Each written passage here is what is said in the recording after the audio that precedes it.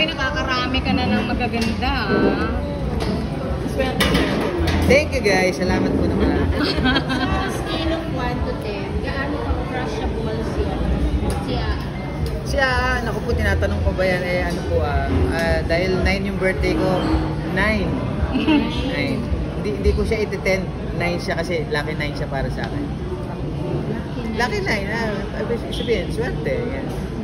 Initial reaction nung nalaman mo na nakaka-partner mo sa screen? Nagulat ako, pero nung time na nalaman ko na magtatambal kami, sobrang happy ako kasi for me is parang reunion namin to from 2008 tapos tapos 2023, so ilang taon na siya? 15 years. Yes, ayan. Pero ibang usapan pag leading lady, pag love team eh. Yes po, totoo naman. Tawag dito, paano mo tinimpla ang chemistry nyo? Kasi mas ikaw magdadala dahil ikaw ang komedyante. Siya hindi masyadong nagko-comedy. Yes po. Siguro po, meaning na tinimpla, dito po sa movie na to, yung naging rapport namin, yung naging karakter namin is para sa akin, organic yung lumabas. Kung ano kami sa totoong buhay, yun yung nai-apply po namin sa movie. Kaya yun po yung lumabas at saka yun yung naging resulta ng pelikula na Kidnap for Romance. So ibig sabihin may alongside pala sa Christine. Kasi Sobra. Hindi namin alam yan dahil seryoso siya. Sobra, hindi lang alam ng karamihan si out of camera, sobrang kalog niya. Lalo na kapag gusto niya yung ginagawa niya, gusto niya yung harutan, something ganyan.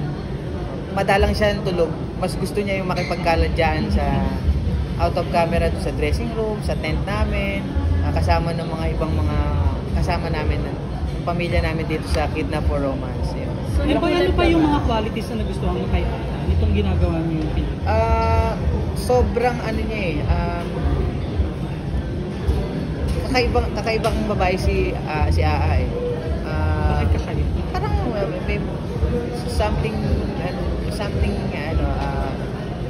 hindi naman misteryo, something para sa akin maano siya, malalim na tao na hindi lang alam ng karamihan, and then yun, nakakatuwa siya, sobrang pagkasama mo siya, para kumbaga sa kaninang nabanggit na chick magnet yung mga komedyante, pagkasama mo siya mahahawa ka sa atmosphere niya. May sarili siyang atmosphere na nakakatawa talaga. So nagulat ka ba na gano'n si Christy? Nagulat ka ba na gano'n si Christy na meron palang funny side siya? Yes, nagulat ako, and then naramdaman ko na po yan dati nung nagsama kami nag-guest kami kay Luis Manzano sa Minute to Win It. Alam ko nag-trending siya noon nung nagsama kami sa game show na yun. Sabi ko parang may something kami. May something eh. May connect kami, something gano'n. Empoy, nabanggit mo yung chick magnet ang mga komedyante. Nararanasan mo na ba ito?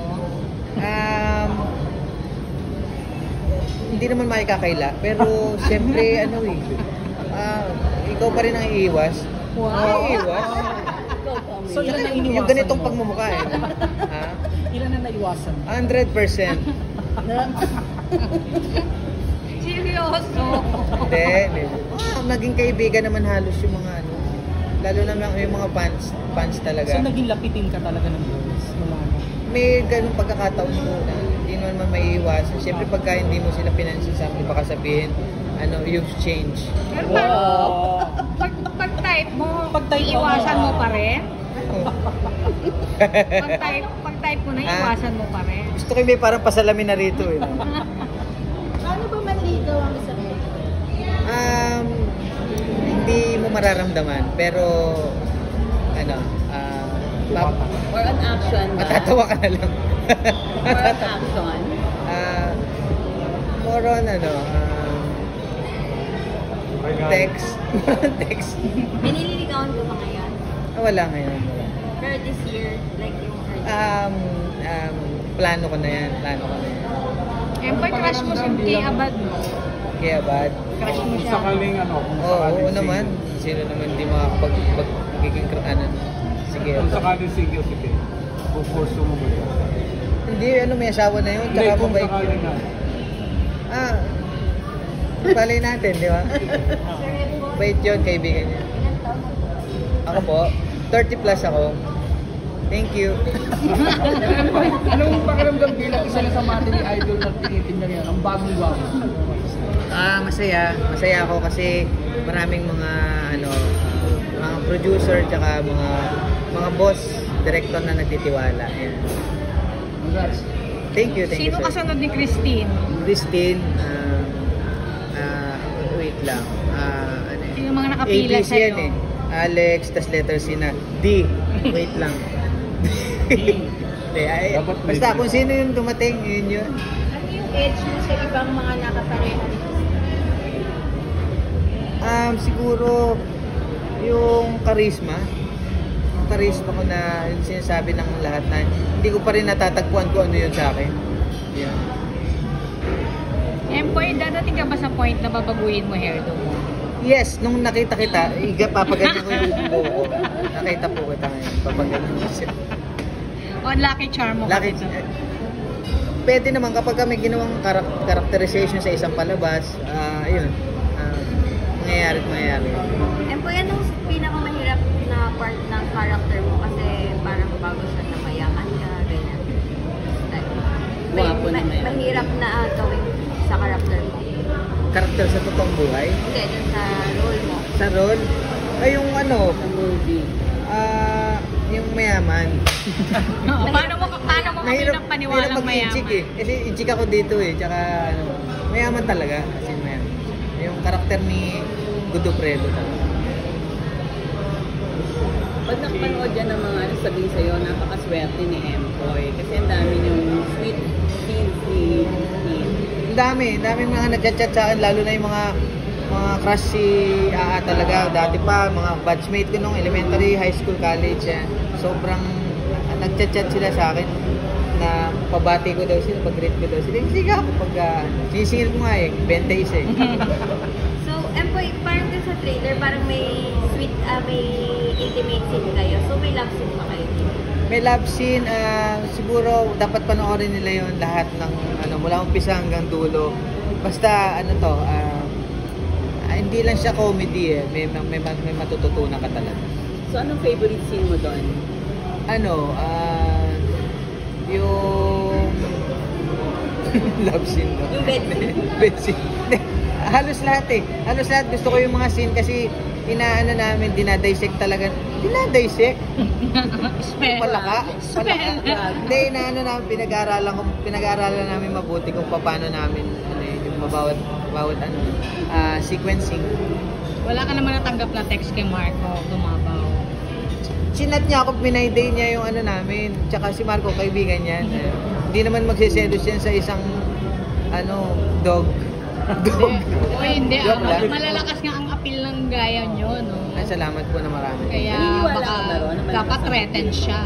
Oo, dahil ayan, tingnan nyo ilang kayo. Sa akin kayo nakadikit lahat. Oo naman.